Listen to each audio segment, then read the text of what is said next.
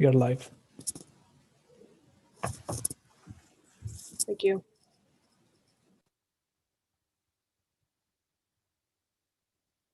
All right. So with that, I'd like to call this meeting to order. If you would, Mrs. Widener, the roll call, please. Mr. Dorr? Mrs. Evans-Brockett?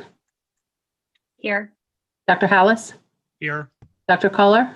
Here. Mrs. Lofton? Here. Mrs. Mayers? Here. Mrs. Roberts? Here. Dr. Weston? Here. Ms. White? Here. Thank you. Okay, that brings us to section 1.03. Comments on any topic. Just a reminder, procedures for public comments. Comments are permitted for 3 minutes. There will be a clock with a countdown 30 minutes before or 30 seconds before your time is up. Mr. Ganesh will just let you know, just so you're aware. If you are acknowledged to speak, and please use the raise your hand function. Please state your name and the municipality you're from, or if you work for the district, what building you're a part of. So with that,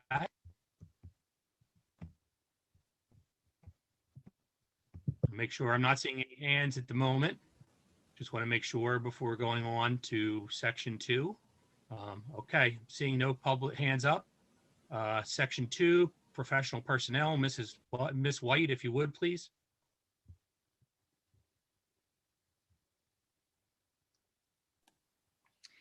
Okay, the recommended action is a motion to accept the resignations as listed, and I so move.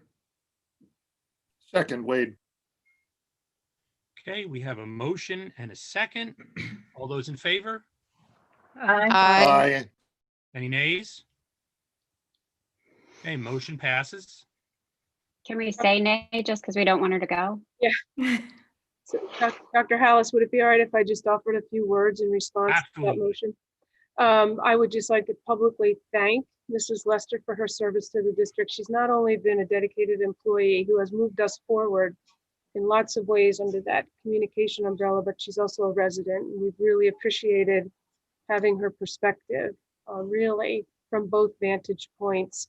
We are sorry to see her go. She's a member of cabinet and she is like a right-hand person to me much of the time, so she will be missed. And yet I hope things go well for her in her new district. She's moving on to a wonderful district. We'll miss her, but she's still close enough that we can reach out. So Jess, thank you for everything you've done for the district and wish you the best. Thank you very much. It's been a pleasure and an honor to work with all of you. And I'm just hanging my hat on the fact that I'm a parent here and I still have connections and I'll still be involved as much as I can. And learned so much from all of you and I'm truly thankful to have had the experience here. We'll be on Turtle Watch. Thank you so much, Jess. And we, of course, expect you to come to every single board meeting.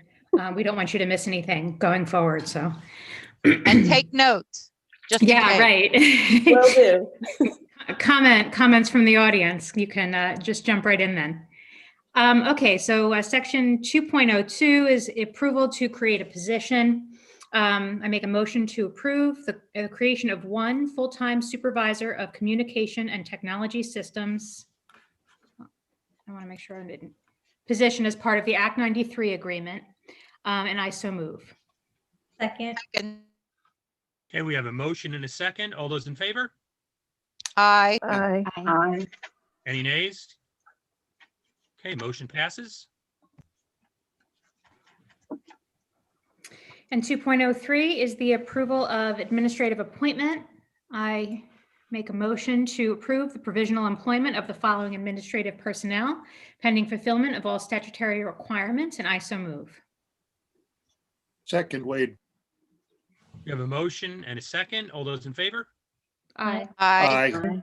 Any nays? Motion passes. Many thanks for that action.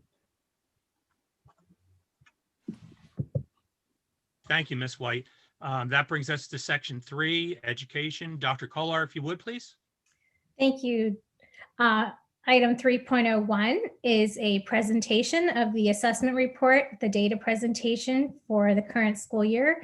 So I will turn it over to, I'm not sure who's starting, Dr. Russell or Mrs. Smith. I'll start, Dr. Kolar. Thank you.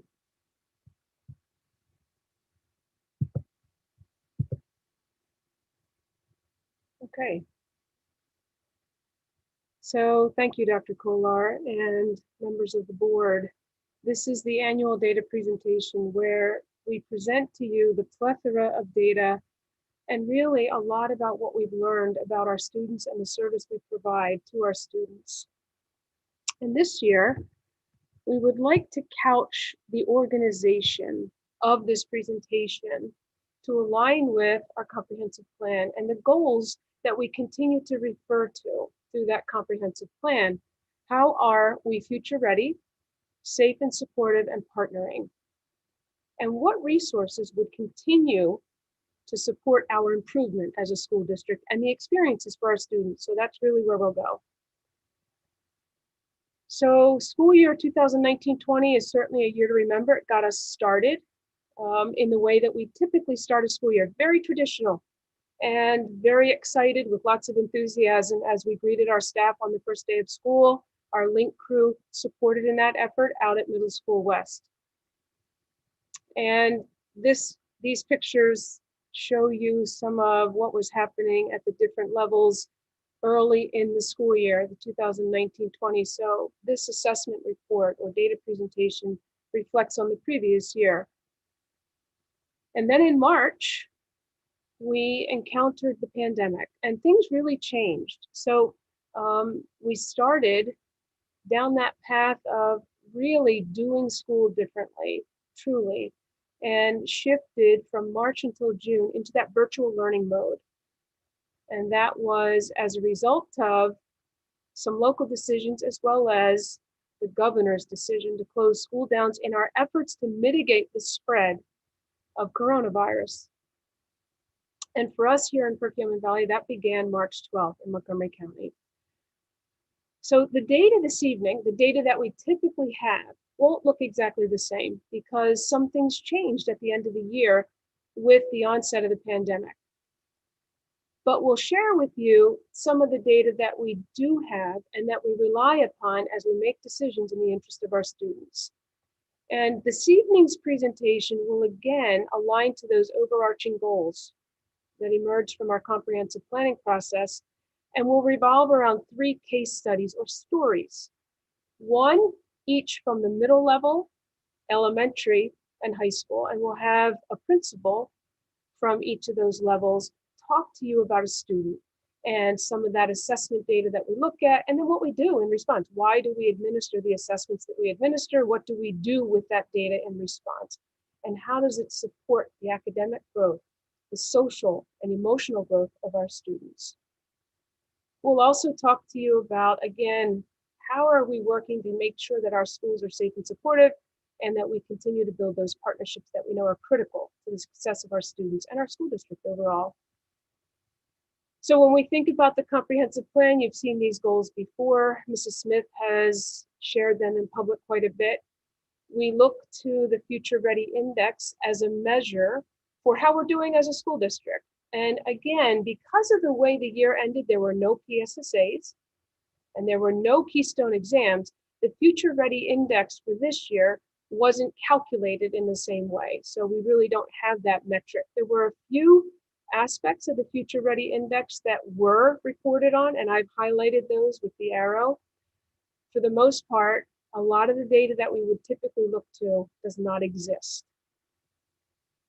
Fast facts for the district are a part of that Future Ready Index. I wanted to share with you district level by grade level enrollments. These data come from the Department of Education, and you can see that as we move down in the grades from the 10th grade class in particular, the trend is downward and we see a declining enrollment. So 4th grade really is remarkably smaller than that 5th grade or 6th grade class. These slides, these screenshots, if you will, share with you an enrollment breakdown over the years what's happened in Perkiomen Valley, as well as how the race and ethnicity of our student enrollment has changed over time. Again, a lot of the slides that you'll see this evening are reference, and you can certainly go back to them, or please at any time pose a question. Here's an enrollment breakdown by school, so you can get a sense of how each of our schools has changed over time, over the years. Many of them show you a downward trend. Here's a graph that depicts how low income, so socioeconomic status, economically disadvantaged, has changed over time. And here's graduation rate. So last year it was reported for 96.5% of our students graduated as part of the 4-year cohort. This past year, it was 99.5% in 2020. And this is our assessment schedule. This is the schedule, if you will, that we look to. This represents the various assessments that we administer to really try and learn about where our students are as learners and what we might do as the educators to support their academic growth or their social growth, their emotional growth. These are areas, these are aspects of the whole child that we focus on now too, pretty heavily actually. So let's look at an elementary student. This is really the story of an elementary student. I'm going to turn it over to Mr. DeAndrea, and he'll talk about a student, a case study of a student that presented a certain way, and then he'll talk about some of the activities and actions on the part of the school to promote the growth of Thomas in this case. And in all three of the stories we'll present to you tonight, to give you a sense of the experiences at the elementary, middle, and high school level, the names of the students have been changed. So Mr. DeAndrea, I'll turn it over to you. And you can give me a nod when you'd like me to advance the slide. Okay, thanks, Dr. Russell. Good evening, everybody. I'm presenting a student that we'll call Thomas. He's a current 3rd grader in Perk Valley.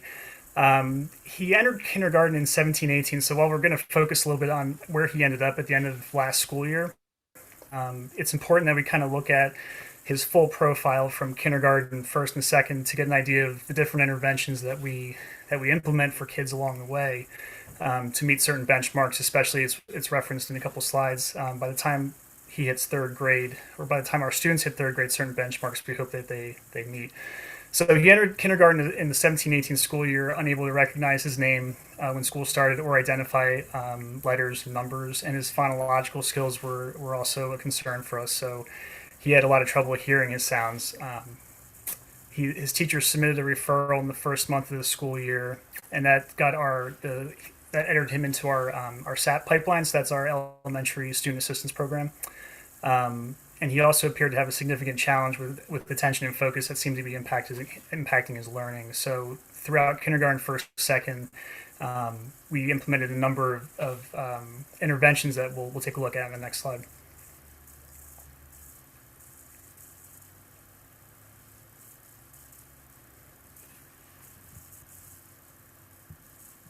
Is this right? There you go. Okay, so if you look on the right-hand side, you can see the number of the different interventions we implemented at each year. And when we talk about MTSS, that multi-tiered system support, it's a number of different interventions that we implement, and it takes a lot of support from staff to implement each one of these. So if you look at kindergarten, he was in our full-day kindergarten program, K+, and he also started receiving Title I support. And then he was, towards the end of the year, he started Project Silver, which is an intervention we typically do with 1st graders, but that involves one-to-one explicit reading strategies where he works one-on-one with a tutor. And he also received some early numeracy support. And by the time he hit 1st grade, we had to keep going with that Project Silver intervention. So he received that for a good portion of the year. And then we also started some Tier 2 math concepts and applications intervention. We also layered in some small group counseling where he received what we call zones of regulation friendship. And through this year and going through this process and being supported through the MTSS framework, he qualified for a 504 service agreement, and he also received some OT services. And we also learned then that he failed a vision screener, so that was probably impacting his reading in some way. And then in 2nd grade, he received more intervention for phonics and decoding, and then more math concepts and applications. So a student that was just always kind of hovering below grade level expectations, sometimes meeting those grade level expectations, but really needed these additional supports to be successful. So MTSS on the left side, again, lots of different elements that go into that framework in each school. I'll highlight, RTII is a big part of it for academics and behavior, but there's a huge piece with school and community collaboration as well.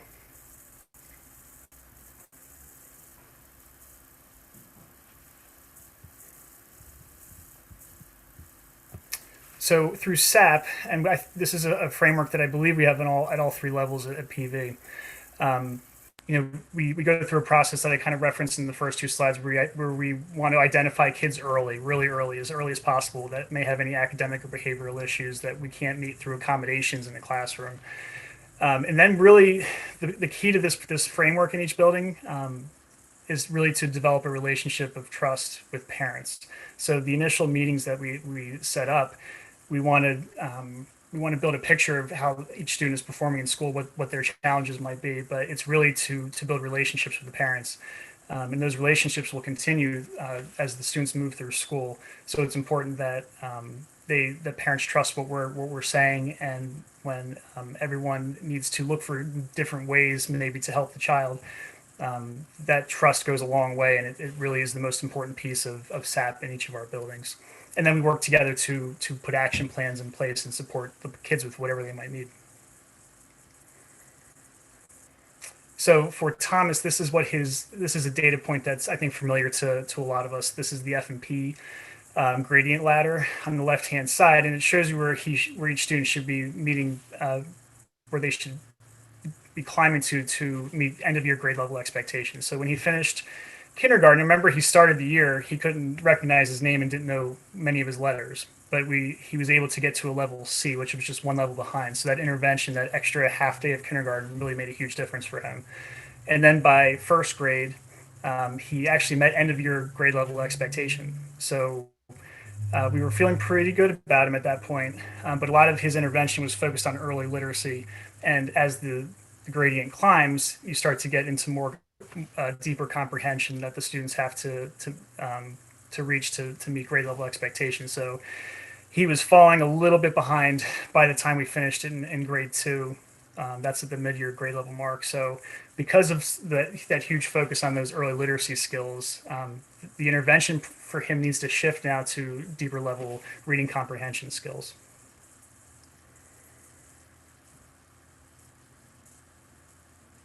So the reason I put these slides in here, these are some of the assessments that Mr. DeAndrea has referenced so far, and he'll show you some additional slides that he can speak to. And then again, the analysis by the MTSS team, grade level teams, and the responses on our part. So you see there some of the interventions that he's referenced for Thomas in this case. I wanted to call out the significance of that early literacy that Mr. DeAndrea is referencing. We want to get our students to be readers on or above grade level by 3rd grade, because we know that if we don't, there's a greater likelihood that they will struggle in high school and maybe not even graduate. So this is just a reference to include here because it is the major focus at the elementary level as we're building that foundation in our students. It is a lot about literacy.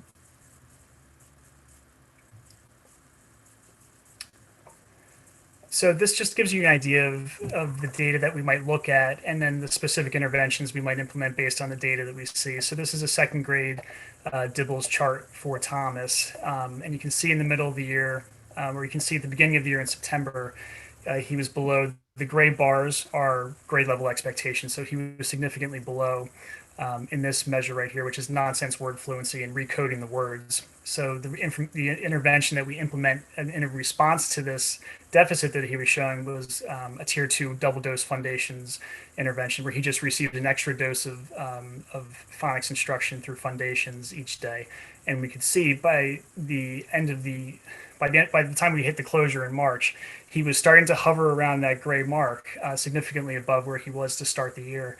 And then when you could see when he came back in third grade, he was meeting grade level again. So we didn't see a regression with him through that shutdown, which we were feeling great about. So now we can really focus more on the comprehension instead of those phonics skills that he was struggling with early on. This is another measure, and this is a fluency measure, and we implemented another tier 2 phonics intervention here. Again, he was below that gray mark, but this was what we decided to be a high frequency word issue. He didn't have as many high frequency words as he needed, so he wasn't reading words with automaticity, those sight words.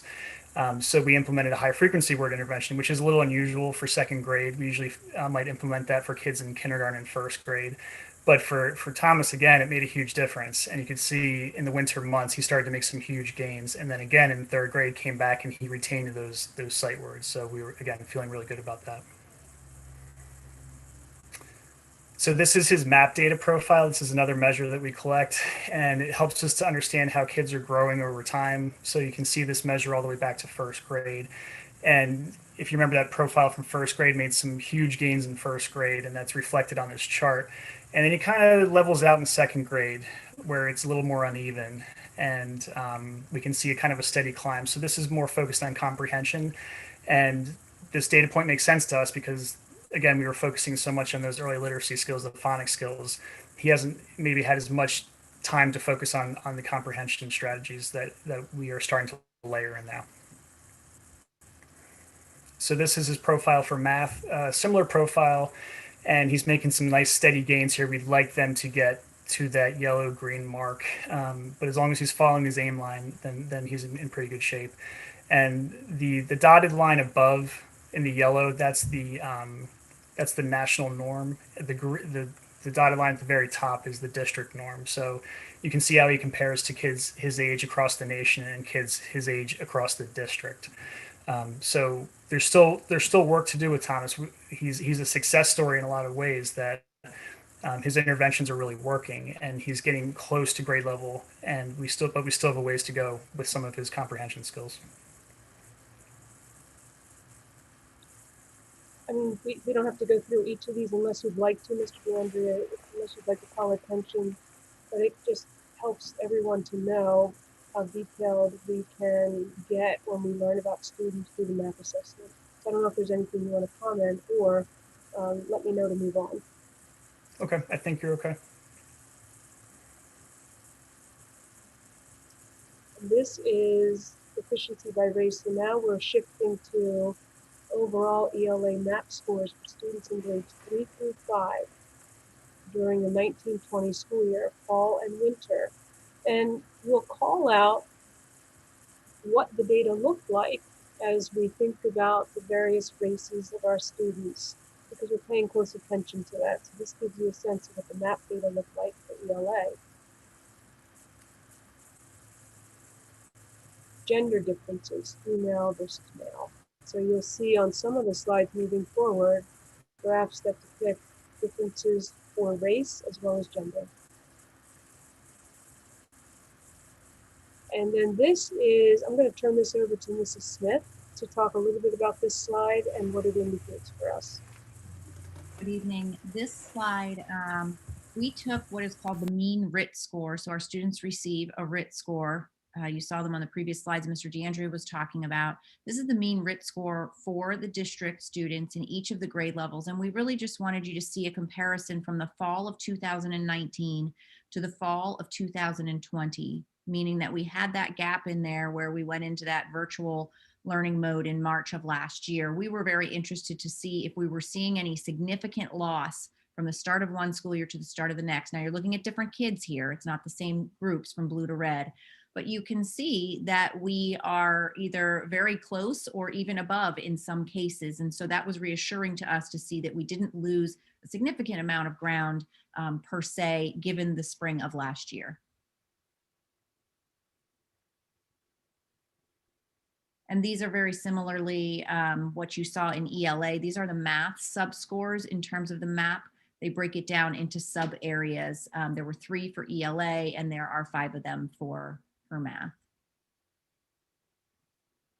similar breakdown according to our different ethnicities and their performance of advanced and proficient. And many of these reports that you're seeing now are from our data warehouse from Linkit. Can I just jump in real quick, because this graph and the one for ELA is quite startling, obviously, and especially for the Hispanic population. So can you talk about how this affects how we change our teaching, or how we move forward to try to make up these gaps? So I can certainly start, and then maybe Mr. DeAndrea, you might have some ideas as well. We use the MAP data to look at overall, let's say, curriculum changes that need to be made, patterns that we see that are occurring for all of our students. And then we use the individual data. The teachers are using that more to determine their instruction in the classroom. And MAP is only one piece. As you've seen, we've got F&P, we have DIBELS, we have other things. So they try to put together that whole picture and determine maybe small group instruction or how to differentiate within the classroom. And then even down to the level that you heard Mr. DeAndrea talk about, those one-on-one interventions that may need to happen. So it's kind of at different tiers per se in terms of how the data is used as well. Can I follow up to that question as well, please? So can I understand why the proficiency is broken up by race and not socioeconomic status? Actually, we may be able to run it based on economically disadvantaged. We actually we were intentional to run it by race. We're monitoring that as well as gender. But I don't know, Mrs. Smith, if we can run that by economically disadvantaged. We may be able to. Yes, we can easily run our PSSA data in terms of that.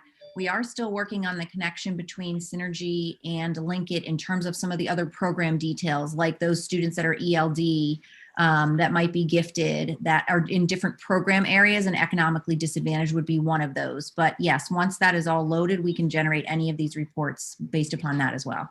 Okay, I mean, to me, I think that when you look at data by race in certain school districts, for example, I think that that set of information tell a different sort of story than what I would assume perhaps about Perkiomen Valley. So, I know that we're doing, extensive deep dive on equity for learning in all classrooms among all children. So theoretically, their race shouldn't necessarily impact their progress, since everybody's brain is human, right? So I would assume that they all have a similar, or they should all have a similar classroom experience. Obviously, we know that that's not necessarily true, but I think that the external factors of socioeconomic restrictions of their households, perhaps, or their support structures, that type of thing, that would be something that would be telling in terms of where they fall on their test scores. So I think that when you look at proficiency by race, unless you also look at proficiency by socioeconomic status, we don't have a true picture of exactly where we need to focus more intensive efforts in closing the gaps. If I can jump on that too, do we also have, I think a third factor would be our some cases, and I just wonder in relation to Hispanic students, is English not their first language? Do we have some of that? I mean, that would be another helpful piece of the puzzle to understand how to tackle this. That's all. I agree with that, Jean, and that goes a long way to resources as well, right? So I appreciate that point as well. That's a good point. Yeah, I did want to mention that, Dr. Hallis, so I appreciate you bringing that up, that some of our students here, one of the resources we would tap into would be ELD services if they qualify. And so that may be a factor. There could be a language barrier that's imposing upon some of our students progressing in the ways that we would like. And then I see Mrs. Roberts had her hand up. I don't know whether she just put it down. Yeah, that pretty much addressed what I was thinking, is that I don't know if we have Spanish speaking math teachers looking at this particular slide, but it might be interesting to find out whether it's a math issue or a language issue Because I also know that children who are not very proficient in English language are often reticent as in regards to having something repeated or additional help in translating what's going on, because they're simply they expect not to get it. So I'm wondering if there's any resource or any way to offer some of these classes bilingually, whether it be with a bilingual teacher or whether it's with bilingual study materials. Because that looks extraordinarily, I mean, that looks shocking. I agree with Mrs. White there that that does look shocking, and it really should not be that big of a discrepancy. So I would be interested in looking into how language plays a part in that.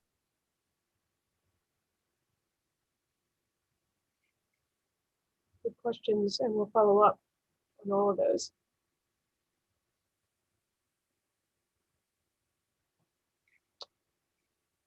This is the math map just represented for you by gender.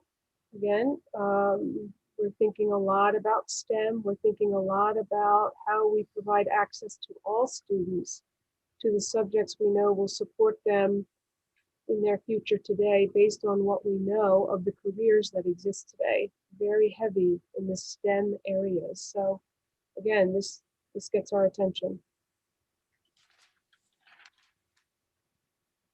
So Fontes and Pinnell, I don't know, Mrs. Smith, if you're okay to speak about this a little bit, some of the slides that we have to present to you. This is our standard reading assessment, if you will, the reading level assessment our teachers administer to students throughout elementary school. Sure. As you heard from Dr. Russell, this is a typical assessment that we would be giving in the beginning of the year, the end of the year, middle of the year, to identified students to look at their progress. So this is really, again, a chart out of Linkit that is showing you our 1920 school year, every grade levels, beginning of year and middle of year, the number of students that were assessed. And red obviously is indicating that they need some support. We have approaching, meeting, and then the percentage of students that are exceeding. So we'd like to see this chart to begin to become more and more green as you move towards the middle of the year. But you can see that the number of students that we are assessing is different between beginning of the year and middle of the year. We typically attempt to do most of our students at the beginning and the end, and we're really those ones that we are tracking are who we're looking at in the middle of the year. This is then very similarly broken out that you can see beginning of the year in the light color, and then the darker is the middle of the year for the percentage of students meeting or exceeding. And again, we would hope to see that darker color be higher because we want them to be making growth. I just want to really point out that we are not testing all of our students who we already know from beginning of the year were meeting or exceeding. We're really assessing those students who we've identified as maybe we've put some interventions in place and we're tracking them for the middle of the year, but then we reassess everybody at the end of the year. So that may be part of the explanation why it's not higher there. And then you can see similarly just broken out again by race as well as by our genders. Again, just other ways to look at the data. And this is looking at grade 1 students from beginning of the year to middle of the year. The blue is the beginning and based upon their actual letter from their reading level. And then the red is the middle of the year. And again, the N, the number of students here is slightly different. But what is interesting and a positive for us to see is if you kind of look at the bell curve that you would see in the blue and the bell curve that you would see in the red, we want it all to be shifting to the right because we want all of our students to be improving on what their reading level is. And while the bell curve is not as high in the red, it definitely is shifting to the red. And again, that number of students that we're assessing in the middle of the year is smaller. So this was, positive information that we're seeing the shift to the right and we're seeing our students improving. And then this is, again, looking at a grade 1 comparison. So while the last slide showed you the same group of kids from beginning to middle, this slide is showing you the group of kids in 1920 compared to the 2021, the beginning of the year. There wasn't end of year data for us to use because of COVID. And so we're showing you what that might look like from beginning of the year. And I would again just like to note that this year has posed many challenges to all of us, but implementing assessments in this environment has also been difficult. So the number of students that have been assessed at the beginning of the year is not the same as or comparable to what we would have assessed last year at the beginning of the year. With some families in virtual, not necessarily want to bring their child in or participate in the testing. It's also taken us a lot longer to finish the assessment than it would have taken a building to complete that. So we do still have some students who are receiving their first F&P assessment, although we're at the midpoint of the year. So again, just to show you a bit of a comparison from year to year. And then the access testing, this is, going back to Dr. Hallis's point, this is our ELD or our English language development students. They are required, by the federal government to participate in what's considered access testing on the areas that you see in the left. And we have, 2 teachers across the district who support students in all 7 of our buildings. This is just showing you a snapshot of that data again, and analyzed through Linkit for our 3rd graders. And you can see, in this particular one, we have some of our students at the beginning level, some developing and some expanding. This is a once a year assessment that students have to take in order to determine if they remain eligible for ELD services and at which level. Mrs. Smith, I'm sorry. Do we have an idea of what that number is for all those students? I mean, having taught statistics, percentages can look really powerful to, is that 5 students or 50 students or 100 students? Do we know? So district-wide, I would say that we are around the 50 students. I would have to double check that for you, but I could, off the top of my head, I don't know grade 3 and what you're looking at. But Yeah. yes, the N would be interesting to add to the slide. I thought the same thing with the conversation about our Hispanic population. Yeah. What is the size of that population would be helpful, something we can include in the future. Okay, thank you. Mhm. This then just breaks it down a little bit more. So the access test obviously goes into particular areas. So it helps us to identify what are the areas that maybe we want to focus on more. So you can see in the bottom left, the reading, you talked about comprehension. You can see that we have more students in the red in the entering phase in 3rd grade in that particular area. Then you see the oral language and our comprehension levels as well. So some areas, there's certainly our students seem to be doing much more better than in some of the other areas. So it helps us to determine where to focus. And PSSAs, there really aren't any slides here because they were not administered in last school year, 1920 year. And nobody was really disappointed in that or sad about it. I mean, it was really a well-deserved break for our students and our staff, considering all else that happened last spring. I'm going to shift just very briefly. I mean, there's a lot of slides in this presentation, and we're trying to be efficient and succinct, but give you a sense of what happens for our students and how we learn about our students, the sorts of responses. We're very fortunate to have the various interventions that you just heard Mr. DeAndrea express or explain. They're research-based interventions, which means over time, research has shown that they demonstrate to promote growth in our students. So the interventions that we employ are based upon research and intended to promote growth in our students. And you saw that with Mr. DeAndrea's student. Special education services and what's happening in special education is something we've been trying to keep you up to date with by incorporating a little bit of this information in the education update each month. Next month, Dr. Boyd will present a more extensive and comprehensive presentation in March, that is, as I believe was presented last year, maybe in February. At any rate, we'll give you a bigger picture of some of what's happening in special education and our initiatives and the growth that we've made. You've seen some of these slides before. The services that are offered are dependent upon a variety of factors. And we think about that continuum of services from the most intense down to those that are closer to just below grade level or on grade level. And these data are from the Penn data system. There's a link in the lower left. And each year, Dr. Boyd and her team must submit information to the state as part of the December 1 count, and it's then incorporated into some of these data that are accessible on the PDE website or the Penn Data website. So if you're interested, really it's demographics, and it talks a little bit about what's happening in special education relative to our total enrollment here in Perkiomen Valley, what's happening with respect to the percentage of time our identified students are spending in the regular ed classroom setting versus not. And that's been a major focus of ours this year. These enrollment data are ones that you've seen. 2021 was just added as an additional piece, but we're encouraged by seeing that decrease. That means we're reaching more of our students and hopefully avoiding them qualifying for special education services, but instead helping them to close the gaps by the strategies and the research-based interventions that are being employed. And this is enrollment by disability category. Again, this is a slide that you've seen before.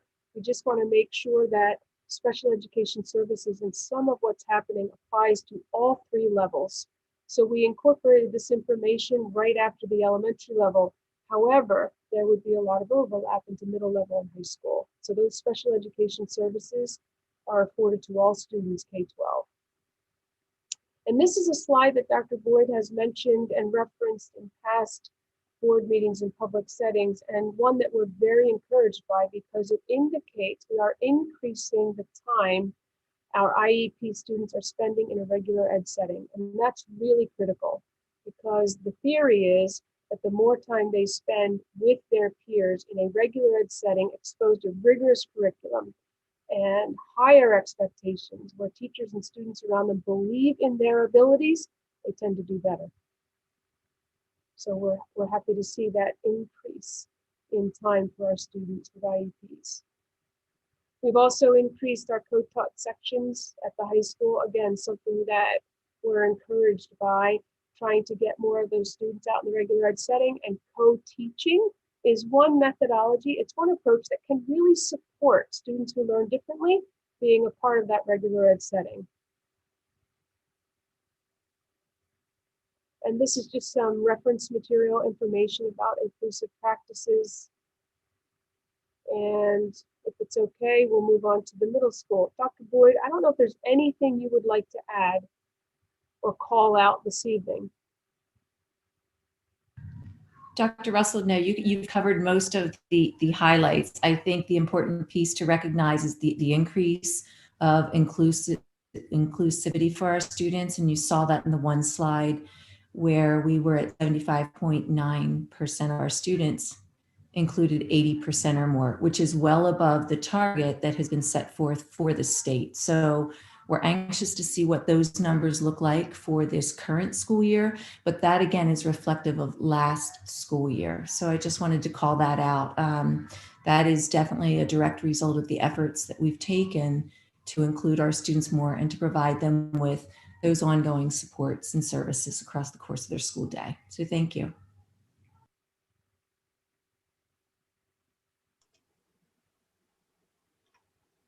Dr. Hallis, I see a hand.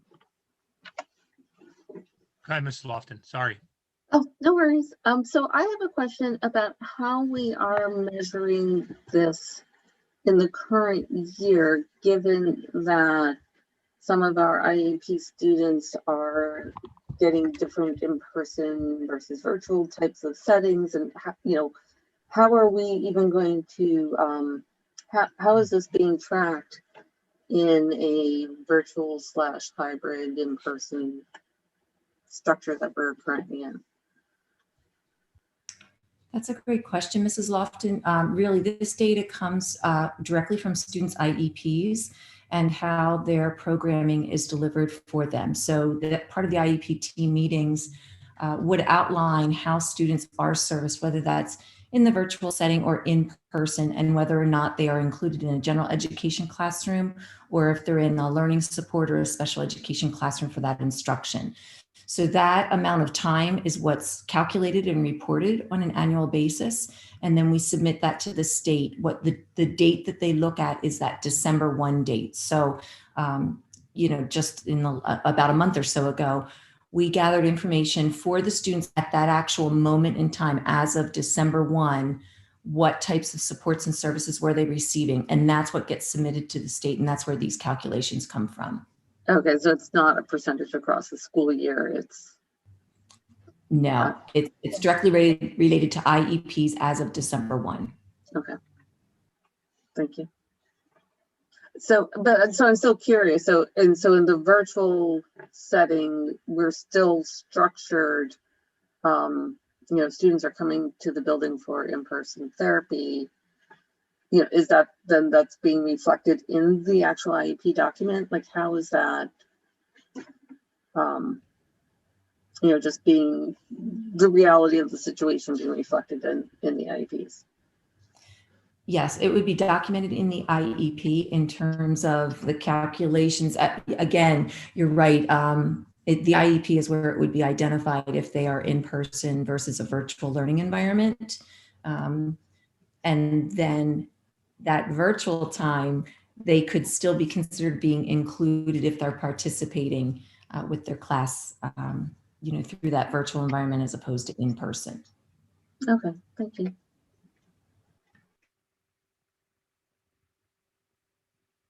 Thank you, Dr. Boyd. So we'll move on to a story about a middle school student, and Dr. Kloon will talk to us about Daniel. Again, not his real name. He's in 7th grade now, but when he began at middle school in 6th grade, had some real challenges. And we'll talk a little bit about what they were and how we've supported this student to date. So Dr. Kloon, I'll turn it over to you.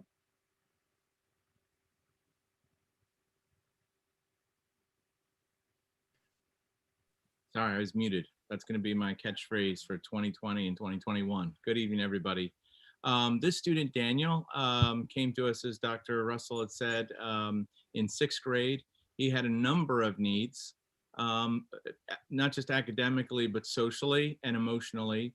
He was an emotional support student, a student of color, and also a student that's economically disadvantaged. Daniel had a documented need in making establishing positive social relationships with peers. Research tells us that at the middle level, for young adolescents, developmentally, this is like a critical need for students all across the board to be able to have positive social relationships for developmental need. We provided a lot of interventions and resources for Daniel. These include direct instruction with a reading specialist. These include co-taught classes for ELA and for math. They include instructional seminar and specifically, with a focus on math as well as for reading. He also is a student that receives support services through the student assistance program. We actually meet as a part of that. We have an ES team that actually meets bi-weekly to go over each of these students' needs. He also goes for counseling in his IEP. He goes twice a cycle. Now he's able to go as needed, and Daniel is someone who actually goes almost every day to counseling and actually considers meeting with his creative health services counselor to be an incentive. It was really a positive experience for him and helping him really every day kind of to get over some of the barriers or unlock some of the issues that he's dealing with and get him into class and helping him be successful. And then another piece of layering into this is we have PBIS. Last year was our first year of actually fully launching PBIS. And had a number of initiatives with it, including we kind of have a phrase that represents our behavioral expectations, which is ROC, which means respectful, own it, careful, and kind. We would provide tickets for all students based on how they were representing these different areas of ROC. And then in the cafeteria during lunchtime, students at the end of the day, every Friday, would get a prize or could win a prize. And that included being able to go to the student lounge, being able to sit in the cafe, being able to participate in some other activities. And this was something that was really positive for Daniel. He actually won several times The ES program also has their own set of established incentives or areas for students to support them, including going out and playing on the basketball court, being able to meet there for lunch. Daniel, if he wants to, he can go up to the ES room and actually meet there and have lunch there if he wants kind of a separate setting. And all of these really kind of support Daniel in attending school and being successful. And then we have some data. Here at the middle level, just kind of going over, we've already talked about some of the data. Specifically for Daniel, you're going to see here, this is actually his reading data. And just as we explained before with the map, measures of academic progress, you're going to see there's a dip actually at the end of his 5th grade year, you know, kind of related to transition. There's a similar dip that you're going to see in his math data. You're also going to notice, obviously, that we're working. The dotted line is where we have our established trend for nationally, and then at the very top, that's where we are as a district. This is his math data. Kind of shows a similar dip when it comes into 6th grade, and then obviously we're still working toward that goal, moving up, making some progress, and getting him into basic, below basic, obviously moving him steadily with progress and attendance. Some other data that I can share about Daniel, just in terms of him fitting in overall. This is kind of an overview of our PSSA data, where we were projected to be at the end of the 1920 school year. It kind of breaks down by grade, number of students, and also the number of students kind of at a 50,000 foot view. You can see the number of students that are advanced, proficient. This is in reading. So we have a significant number of students, obviously, that are scoring proficient and advanced in reading. And then in the next slide, it's going to show us overall how we're doing with math. There are some very high standards in Pennsylvania set for math. And obviously, on the assessment for the PSSAs, it shows certainly an area for growth for us, where we're trying to increase the number of students that are actually performing better on the PSSAs. This would have been projected on how we would have scored. We didn't get a chance, obviously, to take the PSSAs at the end of the 1920 school year. This is great. Now, this is really important. When you look at Daniel's grades overall, obviously, this is 6th grade to the first marking period in 7th grade. One of the things that I really think has helped him attend in his attendance and also continue to be successful in class, and particularly in 7th grade, which is outside the 1920 school year, there's lots of supports and helping him feel connected to school. He's also someone who participates in the Builders Club. And then he also participated in the Ursinus mentoring project here in the fall, which is very helpful. And he met twice every week, and he pretty much attended the whole time, which was really impressive. Something that we were really excited to see. It really set up a good role model. In the 6th grade, at the time before COVID hit, we had an open gym, which was a really big incentive for him to come in. The way the gym was operated was as a playground rules, which essentially students are expected to negotiate with other students and basically establish how they're going to play with the basketball court, how they're going to call their own fouls and basically work the court. And this was a very successful experience, and it really kind of built confidence in Daniel as a student. And I think that carried over into what you were seeing now in 7th grade. You go to the next slide. This is just about the PSSAs. Unfortunately, we're not able to take them last year. These pictures, if I could just take a moment and kind of point out a few things, and we did talk about at the beginning, the need for social interaction, the need for developing positive connections, not just with students, but also with teachers, and also being able to feel connected to the school community. This is really important. And for someone like Daniel, who has difficulty with that, the upper right-hand picture is a picture of our open gym in the morning that we had throughout last year before COVID hit. students would come in large numbers and they would be in there. They could either be there, they could be in the auditorium, they could come down and get breakfast. And actually, Daniel was also a student that would typically go and get breakfast. And then if you travel with me to the left, the next slide is from our kickoff PBIS Rock Rally. In the upper left-hand corner, that's one of our incentives to be able to sit in the cafe, which was available when we were able to have groups of students together, and very a positive area for them to be.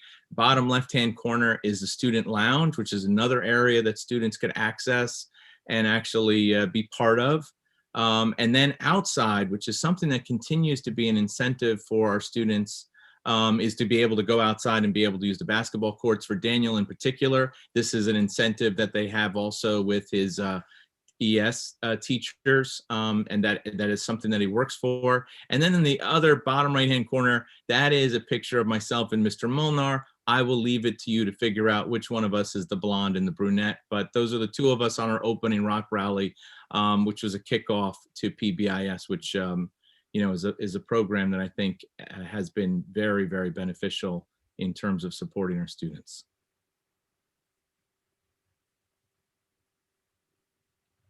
Thank you, Dr. Kuhn. So I thought at this point in the presentation, since both, all 4 elementary schools as well as our 2 middle schools have implemented PBIS, there's just, again, some reference information here. And some of it comes, there's background information about what school-wide positive behavioral interventions and support systems is. And then also a little bit of information specific to our schools. So this information comes from South. Mr. DeAndre, I don't know if you want to touch upon this a little bit, just to talk about the process as we gather information and move through implementing a PBIS system in our schools. Can you talk a little bit about what these data indicate and how they support Sure. Sure. The data that we're looking at right now comes from our annual self-assessment surveys, they call them, or the PSAS surveys from PBIS. And our staff will take these every spring. And when you're implementing PBIS at the tier 1 level and implementing the framework and implementing your systems around it, the focus is on changing adult behaviors first and shifting mindsets a little bit. And to do that, though, we have to put good systems in place that support teaching and learning across settings, so not just the classroom, but also in places like the cafeteria, at recess, on the bus. So it tackles all those areas. So what's being measured here, the teachers will answer a series of questions on this survey. And it's a lot of questions. It takes the teachers about a half hour to work through this survey. But they answer questions that focus on each setting in the school. And are these systems in place? And if they're not, those are the areas that we have to target on our leadership teams in the buildings to rectify and put goals around, so that and it's all about supporting students and staff as well. But this is the data that helps us know if we're on the right track with PBIS, and do we have the right systems in place to support kids in school.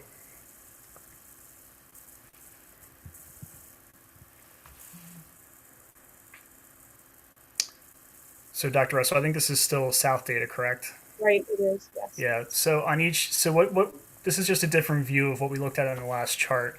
If you look on the left-hand side, where the green bars are, just in the first one on the very left, the school-wide current status, you can see that each year we were more successful in putting those elements in place since 2015. And then on the right-hand side, you can see what these are things that the staff identified as high priority, things that needed to be addressed right away. And you can see that in the first year, there were a number of issues that we needed to work on. And over time, we were able to decrease those areas that staff identified as high priority areas. So each of those settings in the building are being addressed through this data. So our data is trending in the right direction in each area. Andrea, can you just talk a little bit more, just sort of add some context to the whole purpose of PBIS and what it's done for the school community at South Elementary, and really what it's intended to do and what we hope to see over time in our other buildings. Right now, it's Evergreen and South that have had PBIS in place the longest. the overall arching goal is to address climate in the building and to establish a positive climate through shifting and when I said shifting mindset and focus, shifting from a discipline system that is punitive to a system that focuses on what kids are doing well, the good decisions that kids are making, as opposed to punishing what they're doing or the poor decisions they make. There are still clear consequences in place for different decisions that kids make, but the overall focus is much more geared towards we're going to recognize all of the great decisions kids are making, and as you implement the advanced tiers, you can target specific students with different behavior plans, and everything is geared towards more they're being recognized for making good choices and not punished for making bad choices. So that's really the overall shift, and it's staff is also an important part of this. It's important that we're also recognizing staff in the same way that we're recognizing kids, and in doing so, we're establishing a common language that we use between staff and that we use with our kids.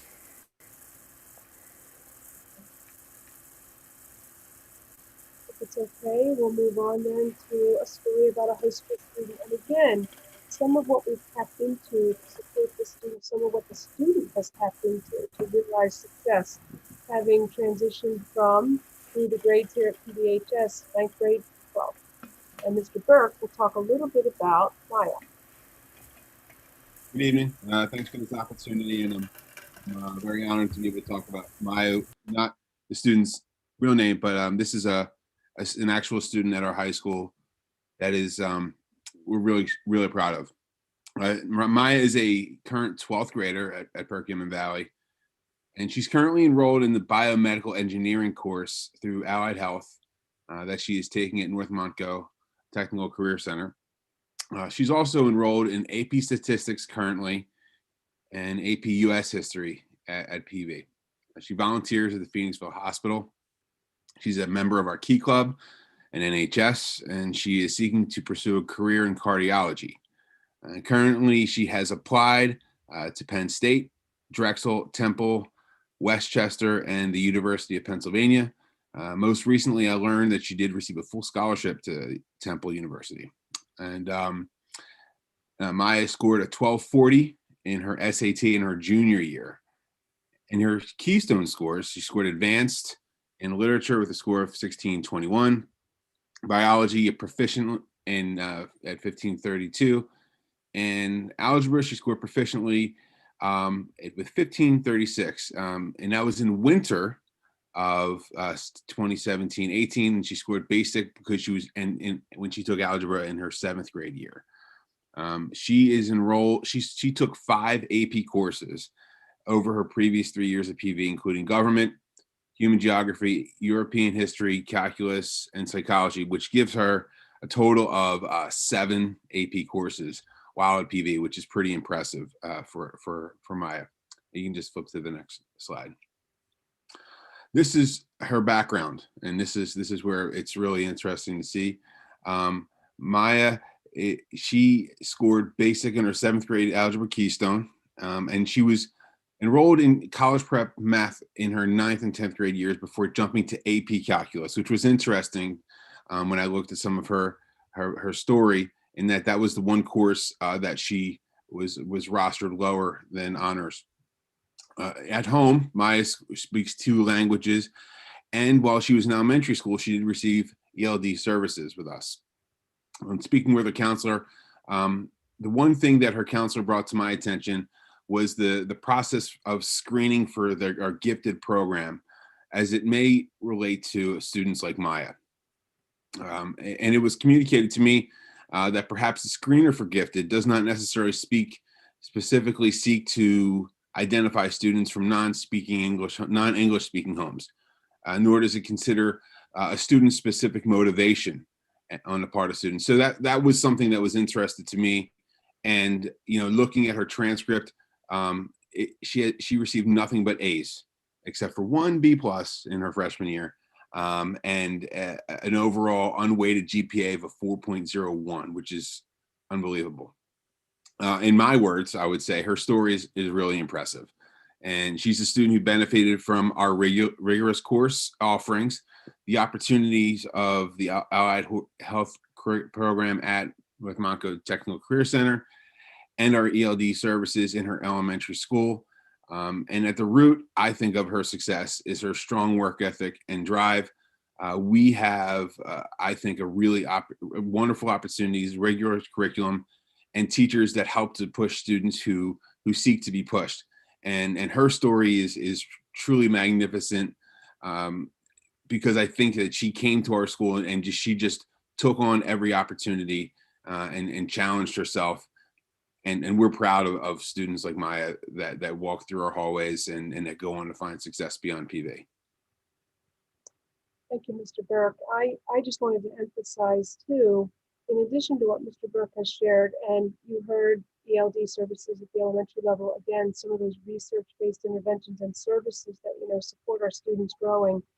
She came into high school, enrolled in college prep math, and in our high school currently, we have 3 levels of math. We have academic, which would be the lowest level, college prep, and then the honors level. And then there is AP out there, but not for every course. So Maya came in, having scored basic in algebra as a 7th grader, enrolled in college prep math, again, rigorous coursework in 9th and 10th grades, and was able to grow and be ready for AP calculus. And in addition to what Mr. Burke shared, I just want to emphasize the idea that we believe in a growth mindset in our district and continue to think that way as we work with our students. So just because a student was basic in 7th grade or middle school does not mean they're predestined to remain on a particular track through high school. But our students grow intellectually, and we're figuring out how to actually facilitate that happening for them. And Maya is just a really good example of a student who grew academically, gained confidence, maturity, and was really able to advance herself and set herself up to be ready for whatever comes next. So it is a really nice story. And a full scholarship at Temple is fantastic. Congratulations to her. So again, at the high school level, there are different assessments that help our teachers to know. A lot of them are local and curriculum based that help drive. We do administer the CDCs and some CDTs, in some of our courses. And those assessments are online and they've been developed by the state, and they help teachers to know where students are on their path towards proficiency of a keystone, literature, biology, or algebra 1. So the CDTs only really target where students are as learners in those 3 keystone tested courses.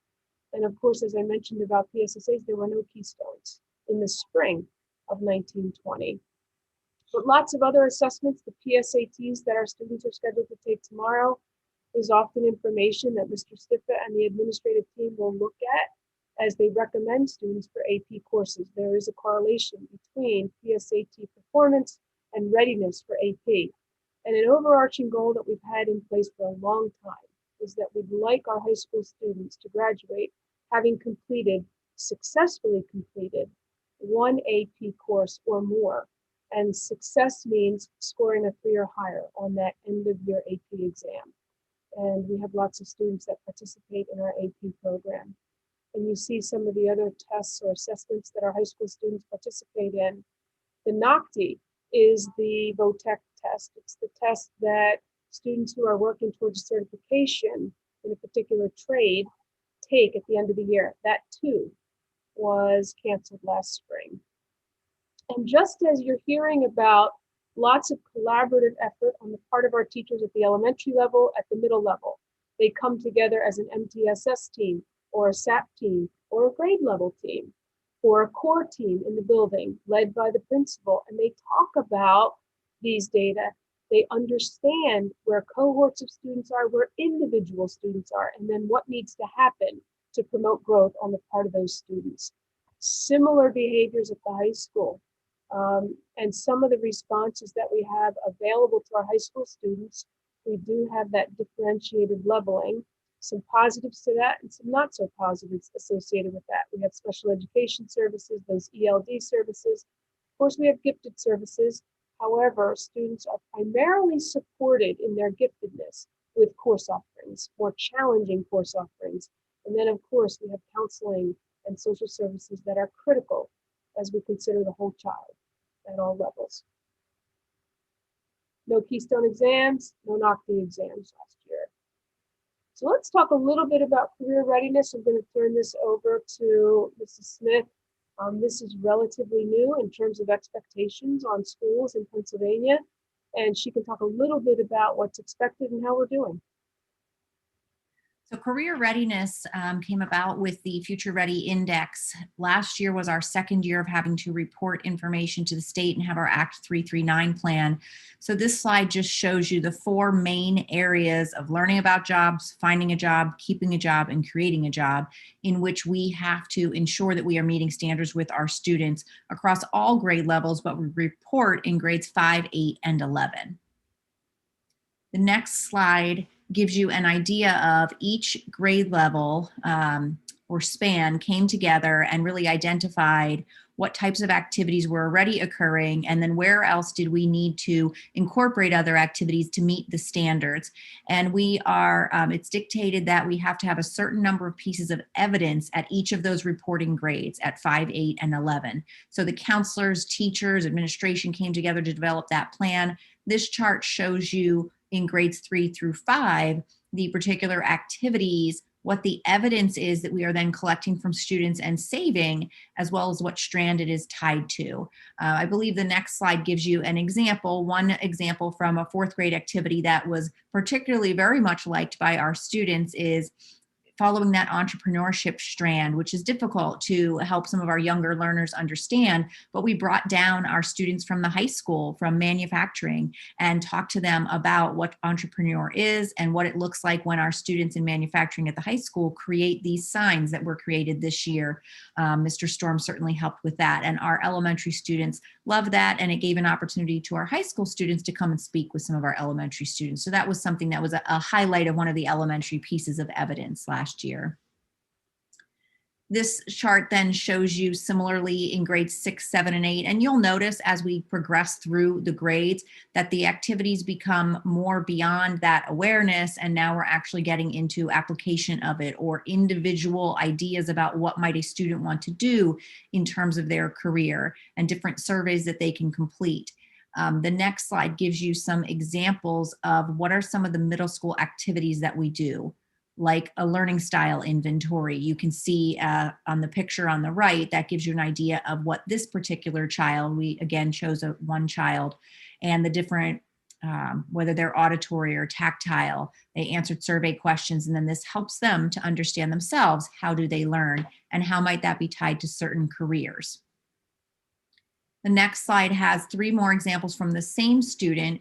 We've got a career interest survey, which helps them to identify some careers that might match their interests. We have their clusters, putting some of their careers into cluster areas to help them narrow down.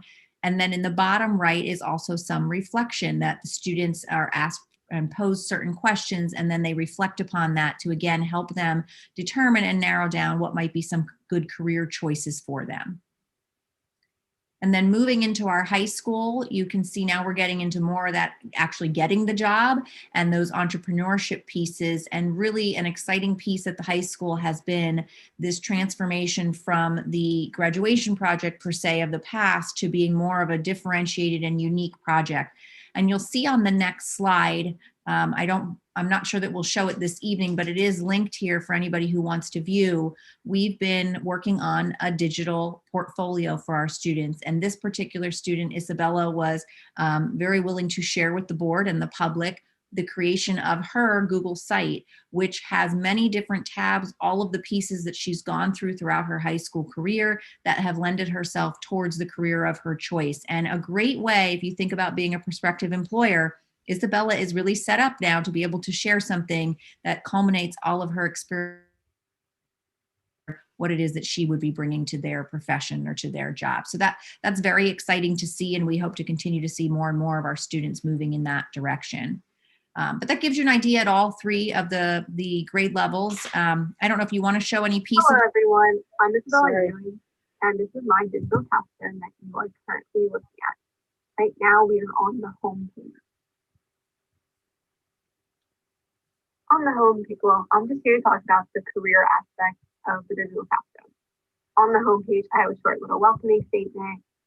I also have my portfolio, pictures, the website I created during my junior year at Breaking Valley in the photography class.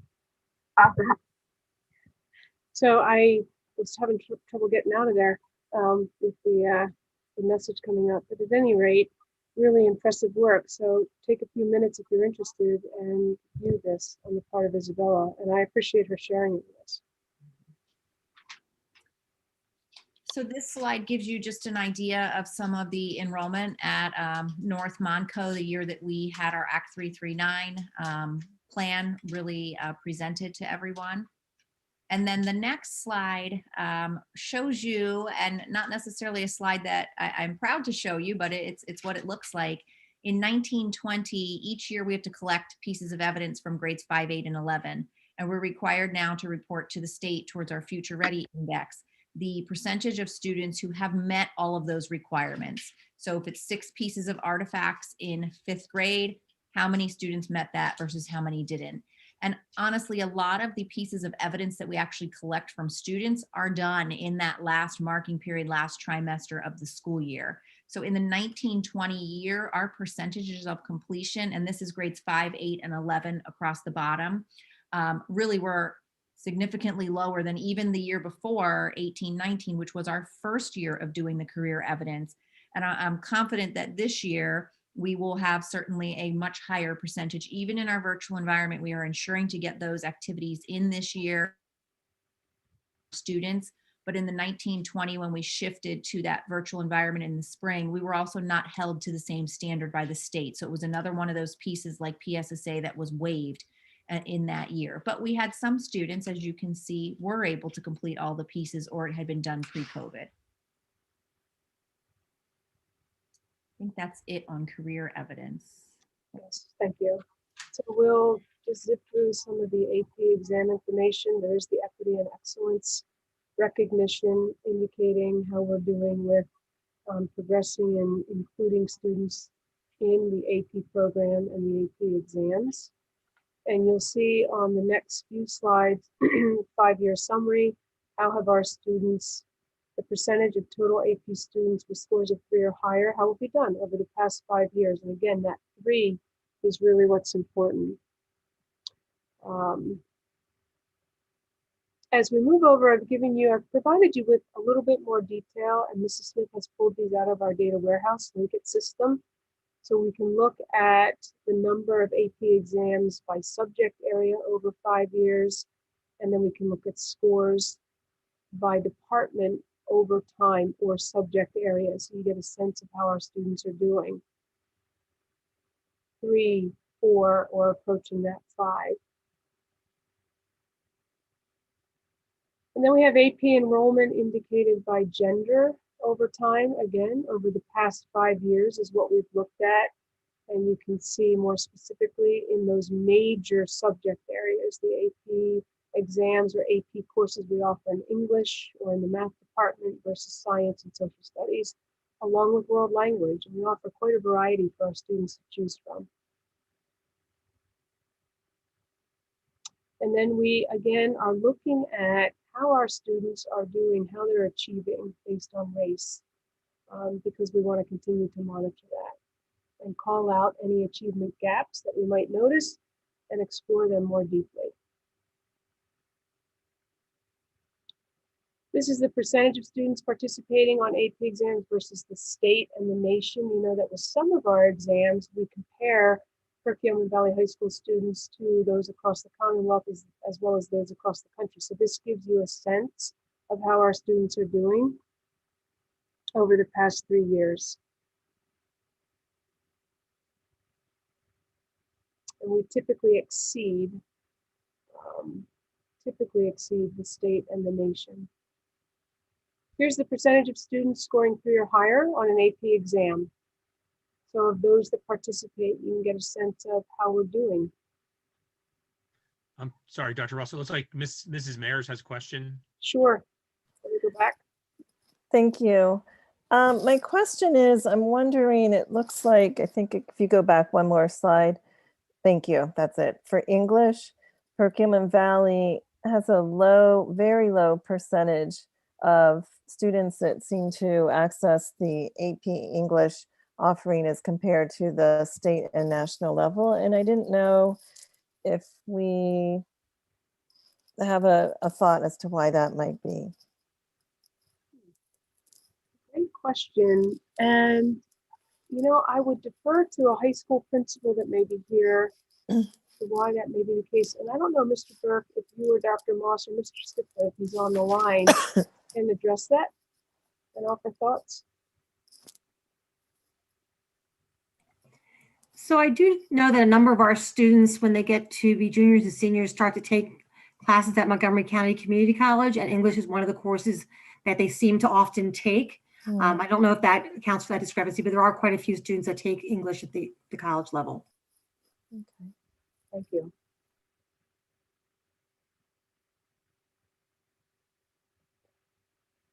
Okay, we'll move on to SATs. And this comes out of the annual report. These are the data for our students last year. And again, you'll see PVSD, our Perkiomen Valley students are in orange, those from across the state are brown, and then the nation gray. And typically, our high school students exceed the performance of those across the state or the nation, the country. And this past year is no different, 19 as well as 20. So if it's okay, we'll shift from some of that achievement, that assessment data, and there's a lot of it, but we wanted to try and put it into context for you and really explain and express the purpose of it as well as the responses to it. So if it's okay, we'll shift to talking just a little bit about what does it mean to be safe and supportive in our schools? Where are the areas, what are the areas of focus? What are we thinking about? We do have some information from the PAYS data. It was last administered in 2019, and it's administered to students in 6th, 8th, 10th, and 12th every other year. And it captures information from our students related to their attitudes towards school, their attitudes towards their family, their attitudes towards drugs and alcohol, bullying, mental health, suicidal ideations, some of those thoughts and things that we're really considering right now as we try and understand where our students are in these areas. So these are some of the data that indicate to you the responses on the part of our students over time from 2015, 17, and 19, as well as across the state. And the colors indicate to you which year corresponds with which bar and across the state. And this is a snapshot in time. We look at these data. Some of these were presented last spring when Mr. Miller presented the safety report at the end of the year. And some of these data have prompted the request for certain resources, additional counseling services, expanding outpatient services. As again, we make efforts to address the needs of our students in all aspects. Social workers, we're very fortunate as a school district to have 3 social workers on staff and appreciative of the services they offer our students and our families. So we pulled out a couple of different slides to indicate to you where our students are according to the PAYS data of 2019. They'll be scheduled to take it again in the fall, typically November this year of 2021. And again, we'll get a sense of where they are with respect to these questions asked. One of the things that the PAYS or the youth survey does for us is it highlights, after it looks at all of the data gathered, the risk factors as well as the protective factors. So what does Perkiomen Valley have to really worry about when it comes to this particular set of results in 2019, and what can it feel good about? And you can see there that there is a low commitment to school or towards school, where maybe some of the attitudes of our students are not where we need them to be. They're not feeling as committed to school as we'd like them to be. We have strong strong family attachments, and we've scored high in that area in the past. So lots of great partnerships by our parents, by our families, and I think that goes without saying. We often feel those connections with our parents. We experience them, and the engagement is high here in the district. Before you go any further, Dr. Russell, it looks like Mrs. Lofton has a question. Sure. Yeah, Dr. Russell, can you back up? I think at the second slide of the PAYS data, this one. So if you're looking from 2015 to 2017 to 2019 for, I guess it's the fourth set, or well, the second set of bars from the right. And it's a little bit hard to read, but it says, adults at your school stop bullying when they see it or a student tells them about it. And it looks like in each grade, well, not each grade, but in several of the grades, it looks like there's a decline. And I'm just curious if we have looked into that at all. Why, that seems like there's kind of a definite downward trend in 2019 in every age group. In some cases it's a drop of 20 some points. What do you think is happening there? Well, it's a really good question, and we included this particular slide because we wanted it to prompt further conversation, because there are serious questions about what's not happening here according to the results of our students. So I think our principals and the Mrs. Smith, as well as Dr. Boyd and I, we need to have some more conversations about how we support our staff in engaging in these conversations if students are reporting things. PBIS is a framework that should support that, as well as MPSS. However, these data certainly prompted questions on our part about what may not be happening in the way that it should. So we need to work on that with our administrators and with our staff. And hopefully we'll see something better in future surveys. Yeah, and as I'm looking at this a little bit more, looking to the set of bars to the right, it looks like the amount of bullying has also gone up dramatically, doubling and tripling across, or at least doubling in our age groups. So I just, that's striking. I would agree, and we felt so too. And so it's important for us, again, this is an indicator of how important it is that we pay attention to the social and emotional behavioral elements of our students' development, because we're missing something here according to this survey, these survey data. And it caught our attention as well. And so again, the reason for sharing it in public like this, sharing it in these conversations, typically prompts further conversation and more attention to it. So we're going to work on it. Okay, thank you.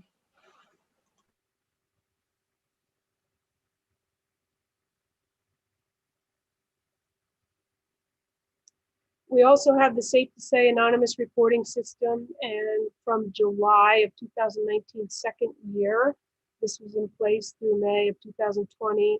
These were the tips that the system received on behalf of Perkiomen Valley students. So somebody was reaching out and reporting something that was very concerning about Perkiomen Valley students here, and you can see the breakdown by school. And this gives you a little bit more detail around the particular concerns, whether it was bullying, cutting, dating violence, depression, etc. You can see the event types that are reported by individuals anonymously in this Safe to Say system. And I have to say the system has been extremely responsive for us. So when a tip is submitted, whether it's submitted by a student, a staff member, a community member, somebody at the state level responds or reaches out to us very quickly. And there's a team at each building connected to students by building, and we'll follow up on whatever is shared in terms of the communication from the state and the representatives that work for Safe to Say. And again, it's just another way that we can reach out and connect with students who may be struggling in one way or another. And these are some additional categories, reporting categories that we hear from with respect to students through the Safe to Say system, another tool, another resource that we've come to rely upon, not only to learn about some of what our kids are struggling with, but to respond to them, to know to give them help, or to offer something. And this is really a list. It's not exhaustive, but it is a key list of some of those resources that really help us to support our students feeling safe and supported in the school setting. We're appreciative of the increased counseling services over the years. We really have a robust counseling department, 3 social workers. We have those outpatient services now in all of our schools, in all 7 schools, where individuals can participate with third-party counselors and participate in sessions individually as students or even as family members, as a group. The convenience is really what's key about the outpatient services. Students can be serviced while they are here at school. So they don't have to drive to an appointment somewhere else. They can get that service while here in school. And that's really been very popular, unfortunately, but fortunately we have it. But it's something that at times we don't have room to add students to because the outpatient services counselors are really busy and their schedules are full. That has been a real help to us and a valuable resource. And we have some valuable behavioral supports with our BCBAs and individuals that are specialized in the area of behaviors and assisting our students. We know that sometimes behaviors can get in the way of academics. Academics sometimes prompts challenging behaviors. So we have individuals that work with our students and our staff on how to assist our students with strategies that can overcome some of those challenging behaviors. Health and wellness programming, we continue to develop health and wellness programming. We've implemented it in the elementary schools, looking to increase it at the middle level and update it at the high school level. Our school-wide positive behavioral systems of support, those PBIS systems. Extracurricular programming is very popular for our students. You heard Dr. Kloon talk about that young student who engaged in Builders Club. He engaged with the mentoring program from Ursinus, really enjoys the basketball. There are other students who stay connected to school because they participate in athletics or the arts. And here's an example of 2 students that were recognized for some of their outstanding artwork. You may remember this during the 1920 school year. We are appreciative of that Safe to Say reporting system. It helps us to get to know our students better. And when there's a call for help, we can respond. Appreciative of the equity consultants. Last year we had Mr. Mitchell. This year we also have Mr. Mitchell and Ms. Brown, and both have been bringing value to the conversations around equity of opportunity and understanding diversity at a deeper level, being more empathetic and respectful. Those are the goals. And it's really about relationships. And that's something that we key in on, the relationships that we build with our students within our school settings, teacher to student, the ones we facilitate student to student. We have areas to work on, we recognize that. However, it is something we think a lot about, the relationships that we have with our kids. We know that those relationships are the core of their success. We've also tried to really increase student voice, student agency. During the course of last year, these were some of the conversations that I was a part of with students. Upper left is a group of Evergreen students. Lower left is Middle School West. Over here on the right, these 2 high school students presented at the Safety and Operations Committee meeting, and they were really intent on encouraging and moving forward that recycling or a renewed recycling program here in the district. And we had applied for a grant, a state grant, that when COVID hit, the state just sort of stopped. So it was never awarded. We had partnered with Ursinus on that recycling opportunity with those robotic trash cans that help people to know where to put trash, where it's to be recycled or thrown away. And these 2 students were really pivotal in moving some of those conversations forward. Very appreciative of that too. And then there was COVID, and we moved into Zoom, and we interacted with our students in different ways. But again, some opportunities. These students in the upper left are from Schwenksville, And they serve as tour guides on Meet the Teacher Night. So again, student leadership being promoted there. Lower left is Ms. McConnell from Skipback engaging with her students in a morning meeting. Upper right, Community Day in Trap, engaging with some high school students that were there as well. So really giving them a voice, hearing from them, engaging in conversation with them, and promoting their agency. If it's all right, we'll shift just to mention a little bit about our partners. We're very fortunate in the district to have the partners we have. And there's a list there again. It's not exhaustive, but it is a list that really helps you to get a sense of those partners that our schools, our staff, our students have come to depend upon and really benefit from those on the list. This is a foundation picture from Dodgeball during the 20 spring, March of that year. And in these pictures, upper left, this is MLK Day of Service. These are Ursinus students who came and again were present this year during the MLK Day of Service and supporting the efforts, the volunteer efforts of Perkiomen Valley high school students and students and families at all levels. Middle top picture, this is a PV Partners for Equity and Inclusion. Again, this is a strong initiative that we continue to focus on and move forward.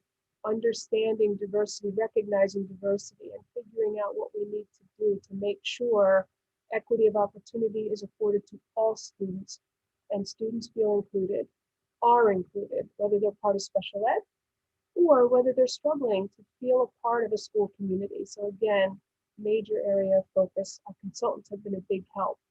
And you'll see me talk about another resource in terms of a human resource in another slide or two to again, continue to build upon that work.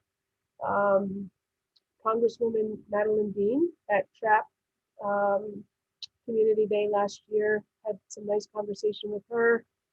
Mr. Cerisi coming around at about 5 o'clock there, Community Day. And then lower left, this is the Rotary. I often attend the Rotary meetings as a representative of the district. And in this particular meeting, 2 of our high school students were recognized as Students of the Month, Rotary Students of the Month, and they have to meet certain criteria. And we have a student on the right, that's Mr. Burke's son, actually, Gavin Burke, as well as the daughter of another employee, Mrs. Strohecker. This is her daughter. I believe it's Grace Strohecker. So 2 employees and their children were recognized on this night as Students of the Month by our Rotary. Nice work. Partners, again, more pictures. We had lots of grab and goes last spring where we really made an effort to support our families who needed computers, who needed print copy resources, whatever they needed. We really tried to make an effort to support. And Mr. Santiago here helped us with a Spanish-speaking family and made sure that we could communicate and get them the resources that they needed. Upper right, we have board walkthroughs, and this was when we were celebrating some of the renovations to the South Elementary building, and we had guests that also participated in the walkthroughs with us. Mr. Joe Cerisi and his assistant there, who also has children in this school, Sarah Calvin. And then we have our Power Packs group. They continue to provide food for our students and have continued to put those food bags together through the pandemic to the present time. And Senator Mensch, he's somebody that hosts conversations with the superintendents of the schools within his region. And he visited South Elementary on this particular day with his assistant.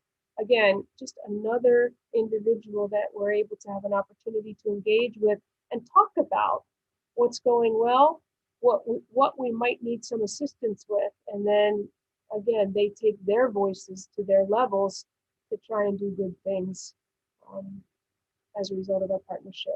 So we're very fortunate. So we talk about all of these things, these aspects of the school experience for our students, heavy on the academics and the achievement, a lot about the social and emotional as we talk about safe and supported, and the value of our partnerships and how they're growing and expanding.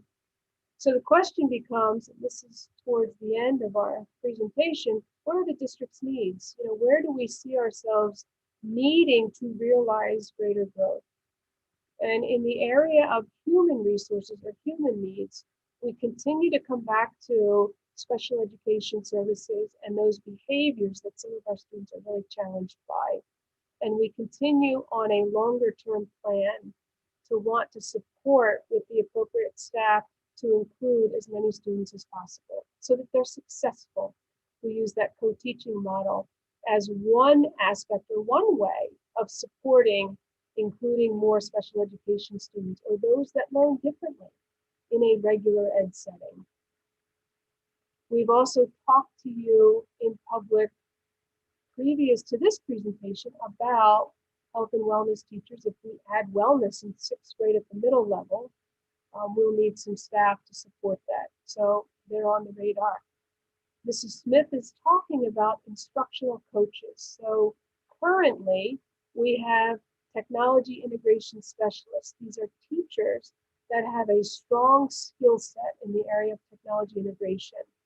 We also have inclusion facilitators, teachers who have a strong skill set in how to modify and accommodate with special education students in the regular ed setting.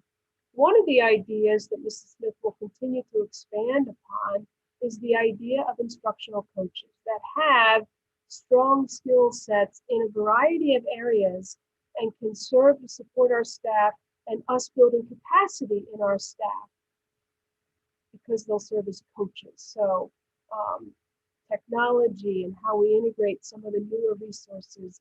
How do we address the needs of those different learners that might be in front of us? And then what are the best practices of instruction that we need to help our teachers realize? That would be the purpose of an instructional coach. More to come on that. But that's a human resource and a direction for having more conversation about. I would like to request a coordinator of equity, inclusion, and community engagement. This would be the second half, if you will, of Mrs. Lester's position. A portion of her position and job responsibilities is community engagement.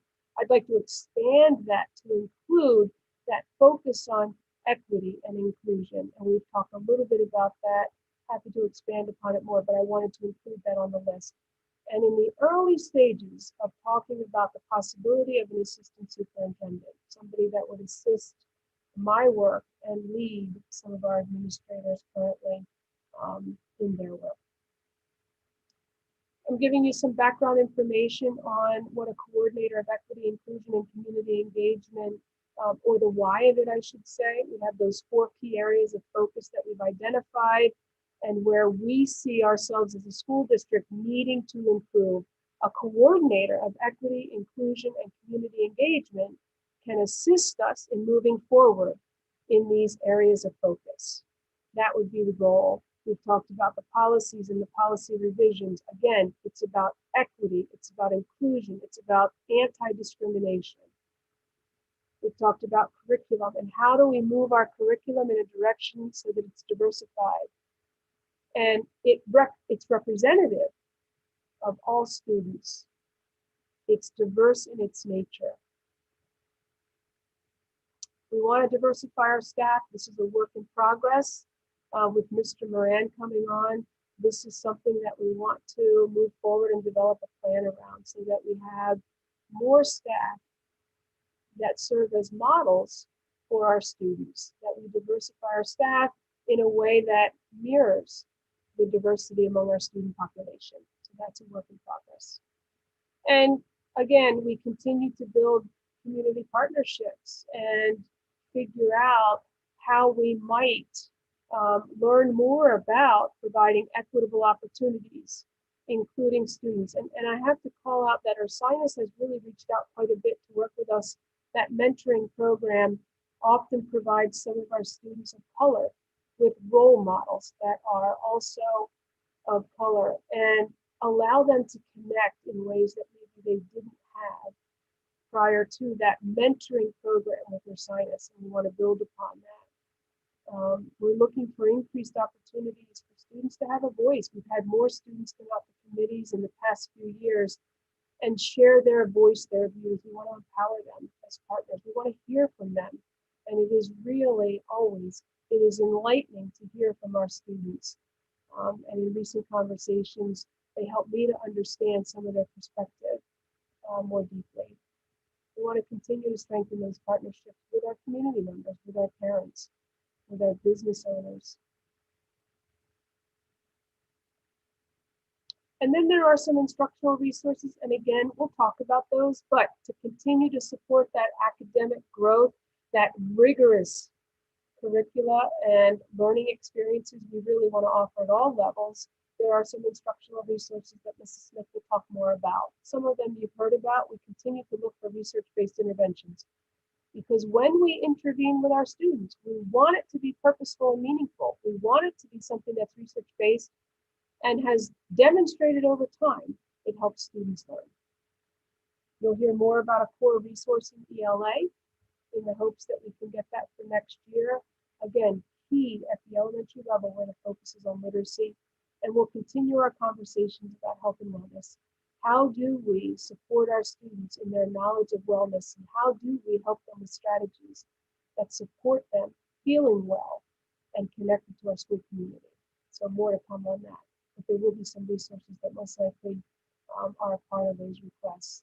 And we want to continue with our professional learning resources. The professional learning that we offer our staff are critical in helping them in their own growth and their development with what's best practice. How do I use these new resources, technology resources? How do I engage students in a Zoom environment or a Zoom classroom versus on-site in front of me? So in general, professional learning, professional development is something we take very seriously and invest heavily in. And we want to certainly continue to do that. And it's come in handy during these recent months when things have changed so dramatically. So those would be the things that we would communicate to you or express as needs based on wanting to improve in the areas that they connect to. So with that, I will offer you the opportunity to post some questions or share some comments, and we can expand on anything that you may want to hear more about or that left you with questions, wonderings.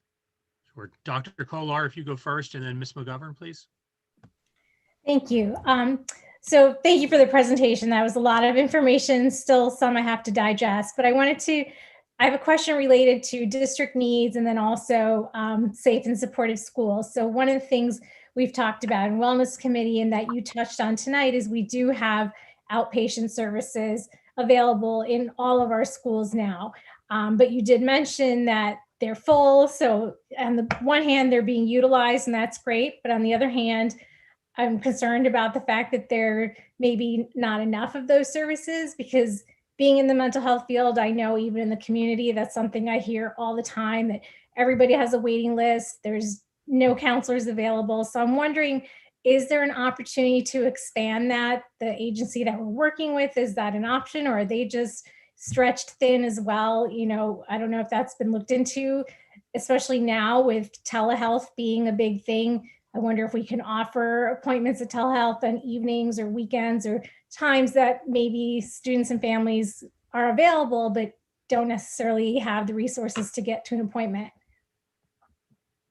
Yeah, I'm going to let Dr. Boyd share if she has some information. I know that in some cases where buildings have been maxed out, there have been efforts to get a second counselor by that third party. So we use two different vendors, one at the elementary and one at the secondary level, middle school and high school. And at the elementary, I know that they've worked with us to try and get a second counselor in some cases. But it's not easy for them either to recruit staff to serve in this capacity.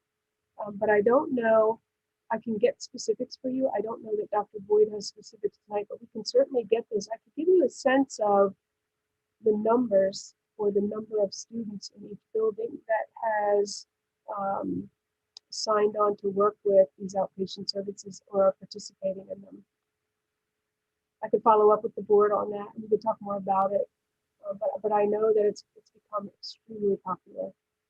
That'd be great. Or even if we made it a topic at an upcoming wellness meeting. Okay, yeah, absolutely. You had another question, Dr. Cole. Did you have another comment?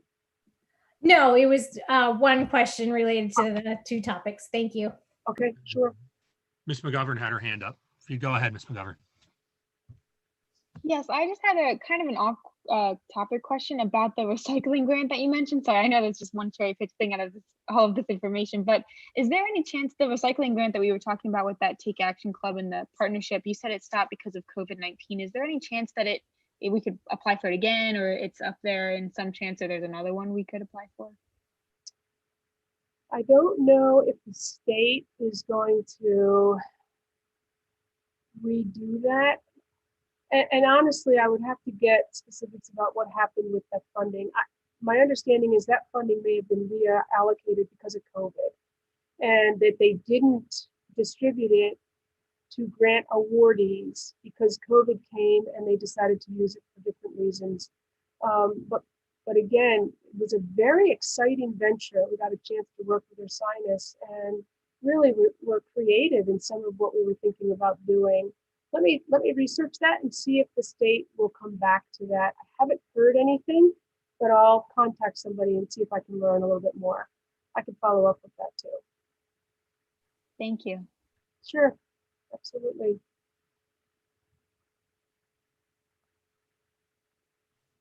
Any other thoughts or questions on the report presentation?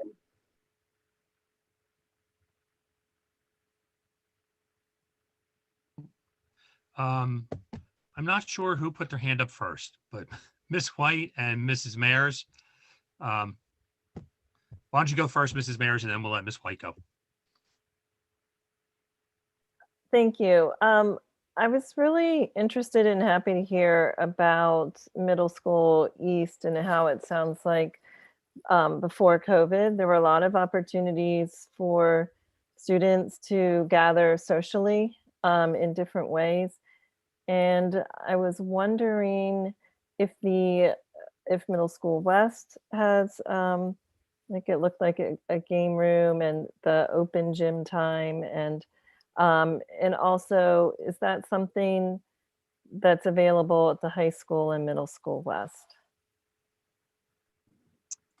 I can speak to West. We started to create more opportunity for kids to be outside. I know at lunches on a regular basis.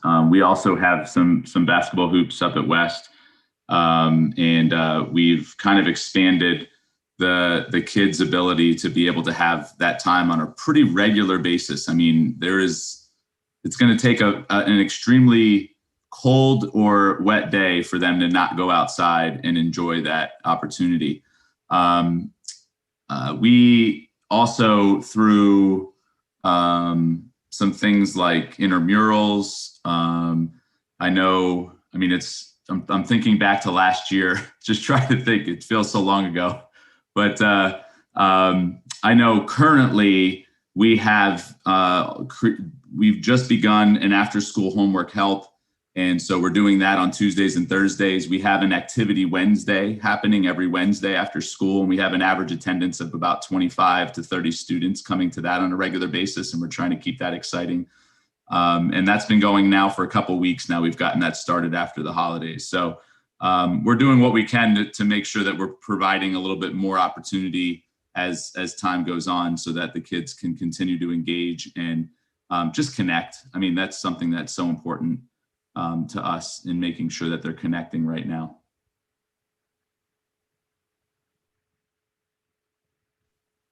Thank you. I didn't know at the high school, I don't know, I was just really struck by, we all know the importance of social emotional piece and how that's a fairly simple way to maybe fortify that. And just we've been getting some parent feedback in the last couple of days as a board, and just wondering if maybe we could be a little more creative with how we fulfill those needs at in particular, the middle school and high school levels. We can certainly work on that. I know that the high school has students moving in lots of different directions, but I appreciate what you've called out and recognized about East and some of what's happening at West. And we'll talk more about that as a principal team and we'll come back and share some of the ideas that might emerge from that. Thank I you. would agree with you. I think all of us would agree that right now there are lots of concerns around students and the ability to socialize and feel comfortable emotionally.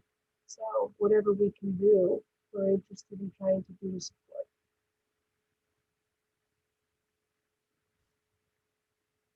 Okay, thank you. Ms. White, do you want to go ahead?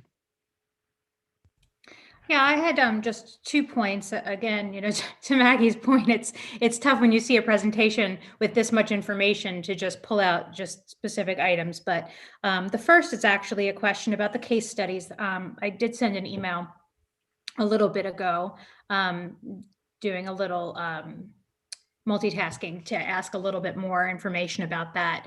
But I was curious as to how the students were selected, and then also if the families of the students receive the benefit of the information once the case studies are written. That's my first question. And then my second question has to do with the equity and inclusion coordinator and also the consultant work. So I can wait on that one, and then I'll ask that after the case study answer. So I'll start, and then maybe principals want to respond to the second half of that. Initially, when the assessment committee suggested that maybe we present this information using case studies to allow us to connect to some of that assessment data, which when presented just on slides can be pretty boring. And this is a lengthy time for us to stand before you and talk. This is not best practice. So we thought the case studies, the stories were suggested as a way to maybe engage, make those connections, and do it in a more natural, seamless manner. So my request to principals was, can you suggest a student who has demonstrated struggle and then growth, and some of the resources that we tapped into to support the student realizing that growth? And at the high school, it was really nice to showcase a student that came so far. So that's how the students were chosen. Principals just zeroed in on a student. Now, whether or not the parents, they certainly get information about how their students are doing in response to some of those interventions that are employed. Whether or not there's any information coming out of these particular stories in the way we've presented them, that I don't know. And I would defer to principals to share if that's actually the question you asked, Ms. White. Yeah, okay. Yeah, so that's hugely helpful. I really appreciate you explaining the context of that, and that speaks to a little bit to what my email to you and Mrs. Smith was, just with some overall thoughts about the presentation of case studies, because I feel that they are extremely valuable. And then, I don't have to explain that to you all as educators, but when you are in, just across the board to attendees and all of that, if you've never taken classes in education, I'm sure other fields as well, case studies are used so often to help teach subject matter. And I just feel like it was a really positive way to help convey the information. So mission accomplished there, but it was enough to whet my appetite to the point that now I would like to see variations of case study reports, I guess, is for lack of a better term. And so you'll see my email, and I'm sure you'll respond, and we can follow up, either during a committee meeting or another topic during an education portion during a board meeting, if it's applicable. So that was that piece. And then on the other side of that, it kind of is, in my mind, it ties in because it's almost like a real life case study that we've all been witnessing with regard to the student voice piece of things and the equity and inclusion work we've been doing. And I've been specifically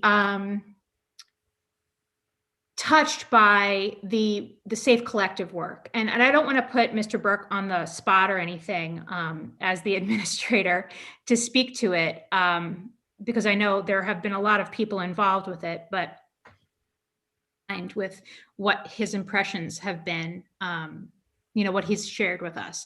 But I feel as though in moving forward, with that particular collection of initiatives, And then the mention for district needs with the diversity and inclusion coordinator. I feel like student voice is what's going to take us as a district forward. And I feel that because of the fact that without student voice in the room, all you're left with is a whole lot of noise from the people that are not in the buildings. You know, obviously we have teachers in the buildings, but very often I feel like when parents relay their perceptions of what's, you know, quote unquote needed, it's not exactly in line with what a student truly believes and feels. And I feel like what Safe Collective has done, and Mr. Burke, you tell me if you feel this way as well, and Maggie, you know, maybe you as well, because I know that you're a part of that. I feel like it's given power to our student body at the high school to really participate and be an active member of change, to be active change makers.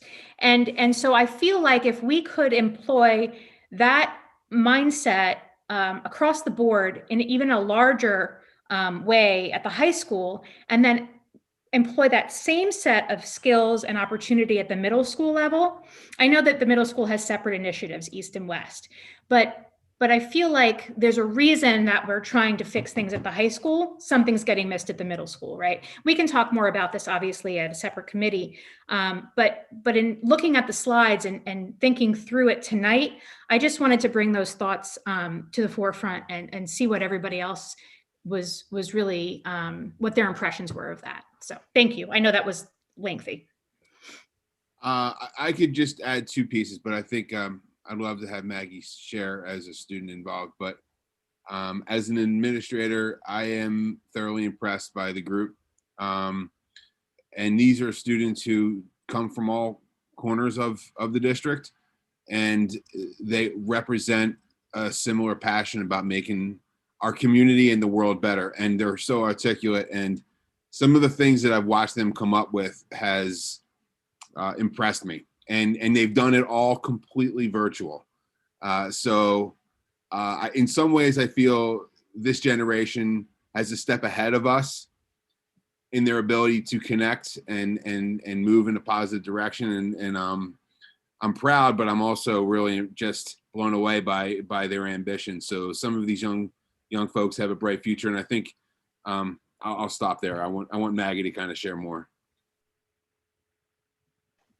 Thanks, Mr. Burke. I mean, you know me, I've always been an advocate for student voice since I was probably, when did we meet, Dr. Russell? 7th grade?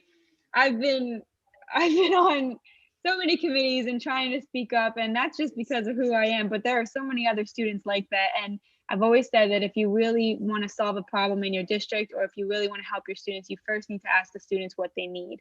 And Safe Collective has been a really great opportunity for students to do that regarding equity and inclusion.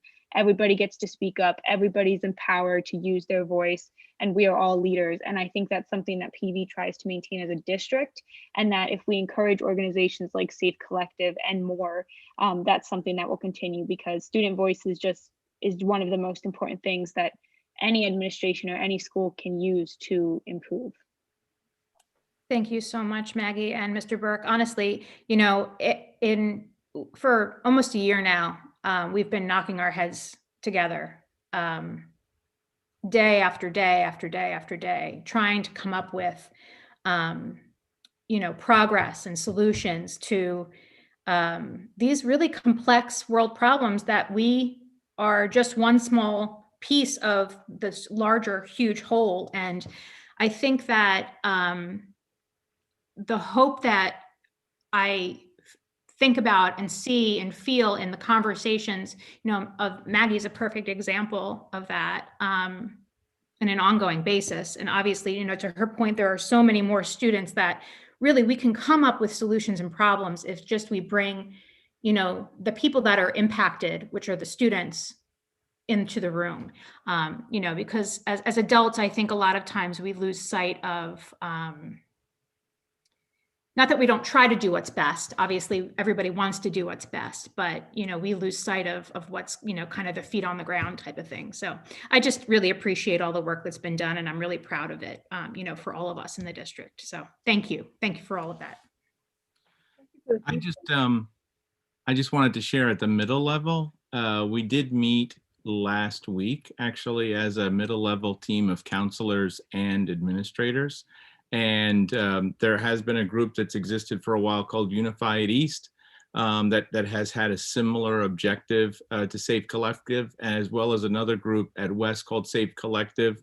Some of the things that we decided upon as a middle level team was we wanted to have an all-inclusive group that combined East and West, that it included student voice, and also that it's going to be working toward common goals of equity inclusion. We felt at the middle level, and I'm so glad you brought this point up, that it's so important that we as middle level students and faculty and staff are working together on these issues. And we think that'll prepare the students best for going to the high school. And then it allows us, of course, by having a middle level group, that we're able to focus more on middle level issues. So we're excited about that. We've had some short-term discussions about what to do with Martin Luther, or with Black History Month coming up, but also a much larger picture of how do we address some of these real, much more pertinent issues of equity and inclusion. So I thank you so much for bringing that up. And I certainly wanted to share that there is a lot of movement happening at the middle level as well. And then Mr. Smith had his hand up. I would also just like to share and point out the amazing efforts that both students and the teachers are doing, especially with the voice that the students have in this current situation. They are definitely more responsible for how they learn and to give input to the teachers, which I think is really interesting and really important for the best way for the student to learn. And I can definitely see that firsthand with a lot of students are having to take into their own hands what they do in the breakout rooms, how much are they willing to work and communicate with the other students via the virtual Zoom meetings. And I found that students have really adjusted and really have worked hard to get through these challenging, tough times. Thank you.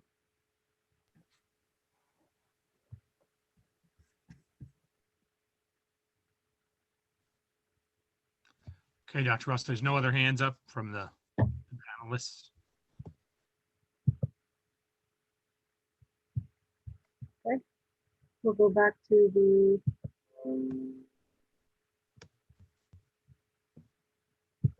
Agenda. there we go. Okay, to closing items. Comments are taken from the audience at this time. Again, if you choose to make a comment, please raise your hand and state your name and what municipality you're from, or if you're an employee of the district, what building you work in. And first person I want to give an opportunity to, I know a while back, Ms. Knickerbocker had her hand up. So if you still have your question or your comment, we're happy to take it. Mrs. Knickerbocker. Yeah, I don't know whether she still does or not. She had her hand up a while ago, and I just wanted to make sure she had a opportunity. She Yeah, still wanted to make a comment. Yeah, I just unmuted her mic.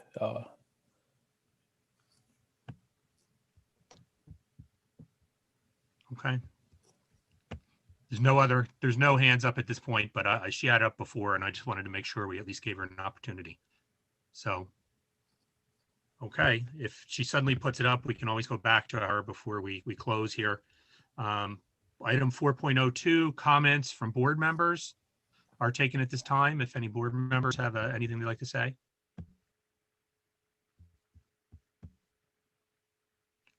Okay. Seeing none, then that brings us to item 4.03, which is adjournment. I hereby adjourn the meeting. Thank you, everybody. Take care and good evening. Thank you. Thank you. Thank you. Have a great night. Good night. Good night. Great one, everybody. Night. Good night, everybody.